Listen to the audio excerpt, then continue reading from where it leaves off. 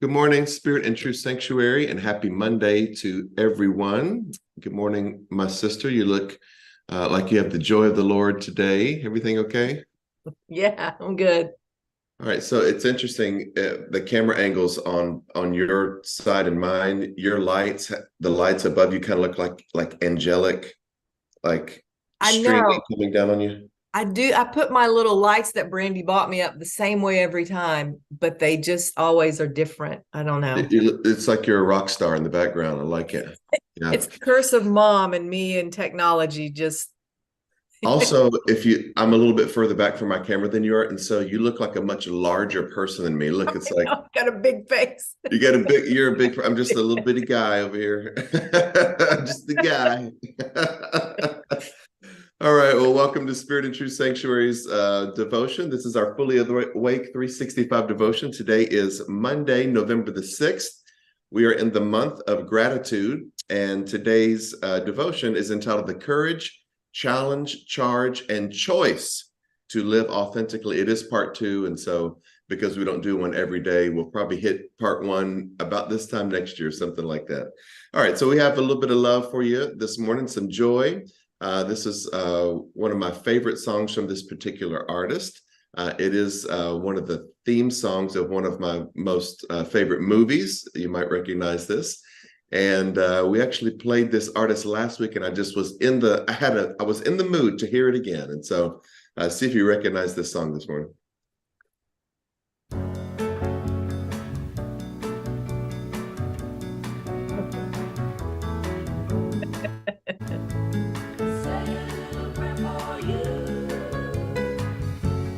Moment I wake up, before I put on my makeup, I say a little prayer for you. And while combing my hair now, and wondering what dress to wear now, I say a little prayer for you. Forever and forever, you stay in my heart, and I will love you forever.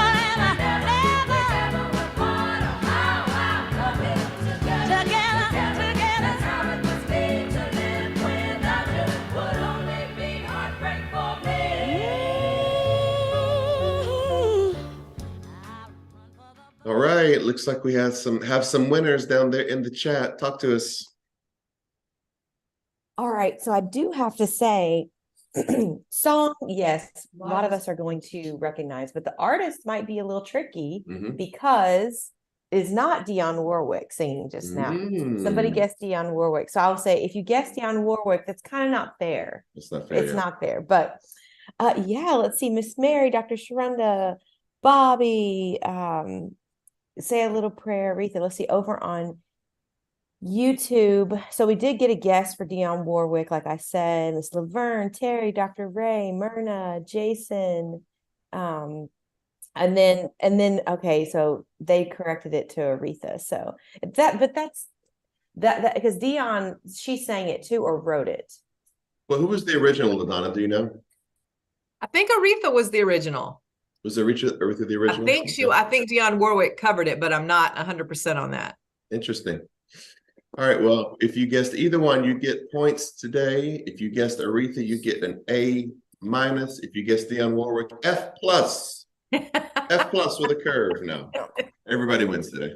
And now we sing it. Miss Diane sings it. Miss Diane sings it, yeah. So Diane Froman sings it as well. All right, we're going to jump into our devotion for today: the courage, challenge, charge, and choice to live authentically. LaDonna? First, though, before we get there, wasn't that movie that you're talking about, My Best Friend's Wedding? My Best Friend's Wedding, yes. I love the scene in the church where Rupert Everett's character is meeting her. I love his whole character. And he calls her, sweet chocolate covered Kimmy. I love the scene where she's on the phone and she's like in a van chasing the husband. The fiance is chasing the bride to be, and then she's chasing the fiance who she's in love with, who's her best friend. And she calls Rupert Everett and she says, "We're in a chase," or whatever. And she goes, "Well, okay, here's the thing. Is anyone chasing you?" He's like, "No." He's like, then stop the car. No one's chasing you. No one wants you. Okay, enough. Our affirmation this morning is, I am ready to bravely own my story. I accept myself, my imperfections, and my uniqueness. I will find the courage to be vulnerable, honest, and open.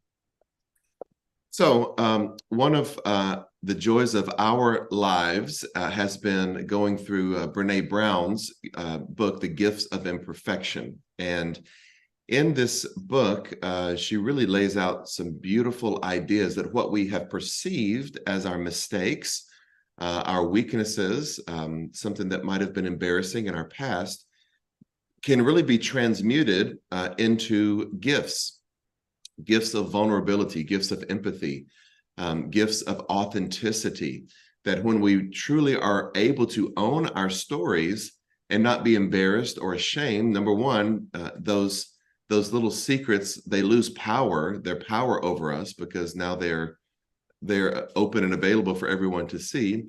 But more importantly, it connects us with those around us.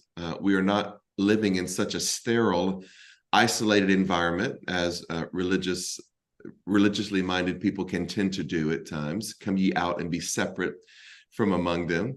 And so in that way, as we own the things that we have done that maybe cause pain at the time, maybe even cause some discomfort to others, when we own it, it becomes empowering, because we know we are creating our lives.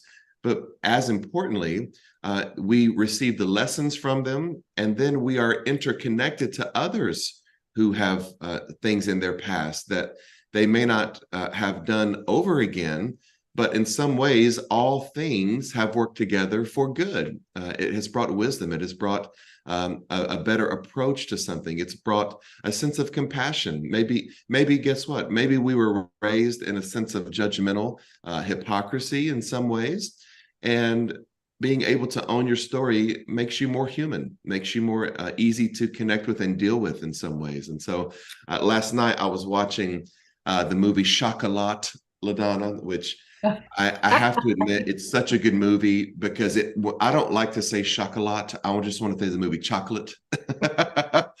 And then the whole movie, they say chocolaterie and patisserie and things. And these are all words that I hate. Because it's in France. It's in France, and I love French. I love the French, but I just hate saying chocolat, because whatever.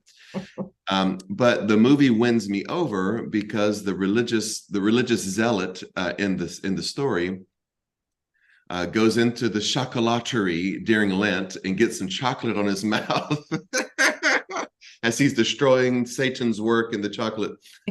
And he just goes crazy and starts eating all this chocolate. He passes out. The whole town is there watching him with dried chocolate on his mouth and all that. And it creates in him a sense of compassion, a sense of being human. And it revolutionizes his life. It changes the town for the better. And so all of these can be gifts of imperfection if we see them the right. We look down where it says about 3 paragraphs down, it says the recipe for authenticity. This recipe nurtures new, real relationships that are built and sustained through honesty and openness. Number 1, cultivating the courage to be imperfect and to allow ourselves to be vulnerable. Number 2, exercising the compassion that comes from knowing that we are all made of strength and struggle. That's a beautiful tension there. And thirdly, nurturing the connection and sense of belonging that can only happen when we believe that we are enough. And so in some ways, here's the dichotomy. We are imperfectly perfect. Yeah, isn't that beautiful? Some would say you're born in sin, shaped in iniquity. I would say we are learning to navigate our divine creativity, learning to navigate this power that God gave us to create our lives. And in that learning of that navigation, there are going to be some times that you create something that is maybe not the best for you. Maybe it's not your highest and best good. Does it mean that God is offended, that you are a stench in the nostrils of God? No, it doesn't mean that. God is not precocious and fractious in any way. It just means you're learning the navigation process of really honing and owning your own divine creativity. And so in that way, we give thanks in everything. It's all good and it's all God. All right, turning back to you, LaDonna. All right, our prayer this morning is, Sovereign God, today I give thanks for the gifts that are revealed even in my shame. I am grateful that all things are working together for my good. Amen. It's all good. It's all God. Enjoy your Monday, whether you're going to work or whether you're retired. Take a big deep breath. Smell the roses today. Have little moments of repose and meditation, even in the midst of strain and struggle and stress. You can still find that inner peace. Peace is within. Do not seek it without. Fly in this high vibration. And if you need a little joy today, I say a little prayer for you. We love you guys. We'll see you Tuesday morning at our connection service, 11 a.m.